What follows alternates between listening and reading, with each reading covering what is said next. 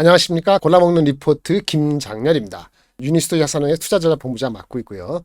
시작하기 전에 한번 말씀드릴 거는요.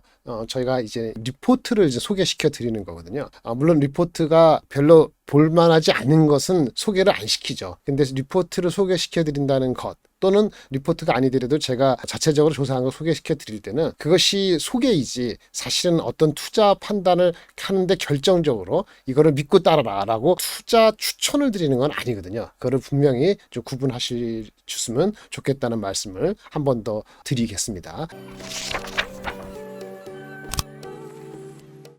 오늘 시작할 것은요. 한국투자증권에서 나온 리포트입니다. 일주일 전 6월 27일 날 나온 거고요. 6월 중순에 한국투자증권에서 애널리스트 분이 미국에 출장 많이 오신 것 같아요. 우리가 미국 출장 가기 쉽지 않잖아요. 그래서 이 친구들이 다녀온 곳에서 한마디라도 한 가지 의미라도 우리가 받아들일 게 있으면 저희는 힌트가 되는 거기 때문에 그거 말씀을 드리겠습니다. 저도 애널리스트 할 때 한 20여 년 동안 출장을 많이 다녔는데 한 번 왔다 갔다 하면 1,000만 원, 1,500만 원 쓰거든요. 그래서 갔다 온 거에 대한 돈값은 해야 되는 거예요. 그래서 고민을 하죠. 쓸 때. 남들은 보기에는 허접한 한 장, 두 장짜리라도 결코 허접하게 쓴 건 아니기 때문에 우리가 좀 귀그릴 필요가 종종 있다라는 말씀을 사적으로 드리겠습니다. 들어가겠습니다. 6월 10일, 18일 날 이 한국투자증권에서 미국의 샌프란시스코에 위치해 있는 실리콘밸리에 있는 기업들을 한 두세 개 방문한 것 같아요. 그 중에서 11개 기업한테서 미팅이 성사돼서, 즉 11개 기업에 대해서 미팅한 결과를 가지고 자기네 나름대로의 지금 시황과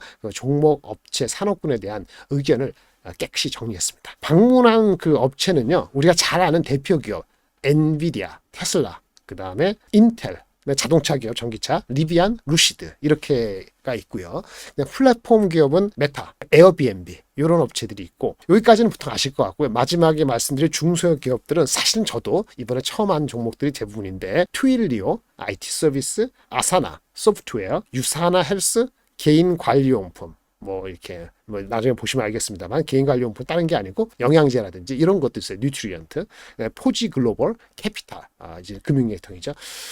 이렇게 한 11개 기업이 내겠는데 내용을 나중에 좀 더 말씀드리겠습니다만 핵심적으로는 엔비디아나 테슬라, 메타 플랫폼 이런 걸 중심으로 대형주에 대한 의견을 가져왔어요. 우리 장이 좀 올라왔지 않습니까? 2,600 왔고 누구는 3,000 간다고 하지만 그게 바로 가는 건 아니기 때문에 2,600 정도 왔을 때 우리가 돌이켜 봐야 됩니다. 여태까지 중소 종목이 많이 올라간 종목이 있는데 현재 입장에서는 7월 4일, 5일, 현재 5일 입장에서는 대형주가 더 갈 것인지 중소 종목이 잠깐 쉴 것인지 아니면 중소형주를 잡고 있더라도 만약에 어떤 변동이 나면 좀 더 민감하게 할 것인지 아닐 것인지 이런 걸 보셔야 되는데 이분들이 갔다 온 임플리케이션이 다 아는 것 같아도 한번 짚어준 게 있어서 들어가겠습니다. 첫 번째 결론은 이렇습니다. 이분들은 반도체, 전기차 산업의 성장성은 여전하다. 그러니까 중기적으로 계속 간다 이렇게 믿는 것 같아요. 장기적으로 반도체와 전기차의 수요는 증가한다는 이견이 아무도 없고 오히려 자신감, 성장성에 대해서 낙관성을 갖고 있다는 거죠. 더군다나 좀 그럴 수 있는 것이 미국은 정부가 나서서 여러 가지 정책으로 지원해주고 있잖아요. IRA건 기타 등등 여러 가지 정부 정책이 이 반도체 전기차 업계에 있어서는 매우 긍정적으로 그들이 평가를 하고 있는 거죠. 근데 두 번째, 반면에 조금 공통적으로 제기됐던 문제 아니 이슈라고 하는 거는 아직은 전반적으로 제품이나 이런 거에 제품의 재고 레벨이 아직은 부담이 있다. 재고 부담이 해소되는 시기가 얼마나 빨리 오느냐. 지금 말씀드리는 6월, 7월 사이에 많이 해결돼서 2분기 실적이 나오는 시점에서는 3분기 전망을 좀 긍정적으로 해줄 수 있는지, 재고가 얼마나 해소되느냐, 여기에 대한 자기네들의 그 어떤 예상이 아직은 뚜렷한 것 같지 않아요. 그리고 공급망에서 안정화가 됐는데 그럼에도 완벽하게 안정화가 된 과정이 아직 끝이 안 났다. 이런 거 얘기를 하는 거죠. 그렇게 얘기를 하고 세 번째 메시지는 이렇습니다. 그럼에도 불구하고 중소 종목, 아까 11개에서 중소 종목이 있고 좀 큰 종목이 있잖아요. 중소 기업 대비 대기업들은 상대적으로는 안정적인 공급망이 확보되어 있다고 얘기를 하고 그리고 전체적인 그 비즈니스 환경이 자기네들한테 유리하게 형성되어 있다고 느끼고 있다는 것입니다. 이것은 대형이 아니고 중소업체들도 자기네들이 불리한 현실 입장이기 때문에 시간이 좀 더 필요하다. 어떤 거요? 재고 부담 해소와 그 다음에 공급망이 안정화되는 그 기간은 중소업체도 비슷하게 아직은 자기네까지는 이렇게 완벽하게 오진 않았다. 이런 얘기를 하고 있다. 이렇게 말씀을 드릴 수 있습니다.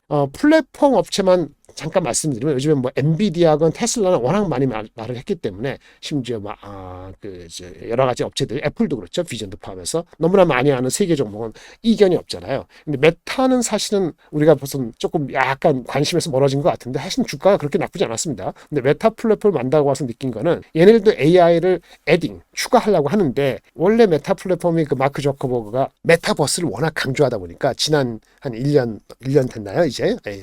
그 메타버스 관련된 부서를 따로 내세우고 엄청 적자가 난다는 걸 여실히 드러내면서도 계속 그쪽을 계속 강하게 자기네가 하겠다는 걸 볼 수 있는데 이제 AI가 자전하니까 AI는 어떻게 할 것이냐 하니까 메타버스와 AI를 이제 컴바인하는 것을 굉장히 구조적으로 포커스를 두고 있다는 거예요. 시간이 걸린다는 건 인정을 했다 하고요. 장기적인 관점에서 그래서 아바타라는 그 미디엄 매체를 통해서 새로운 시각의 콘텐츠를 형성하겠다. 구체적으로 뭔지 모르지만 그 신규 사업의 구조를 확실히 잡겠다는 거기 때문에 메타 플랫폼을 아마 갖고 계시는 투자자 입장에서는 정성적으로 퀄리티적으로 AI와 메타버스의 결합에 대해서 이 메타 플랫폼즈의 행보를 좀 유심히 보실 필요가 있고 부정적으로 보실 필요는 없다라는 생각이 드는 거죠. 이런 얘기를 투자자에서 말을 했다고 볼 수 있겠습니다. 반면에 세 번째 그 중소형 기업은 아까 말씀드린 것처럼 대형 기업보다는 조금 시간이 더 걸릴 것 같다라는 느낌이 이 한국투자증권이 갔다 오는 것의 임플리케이션이에요.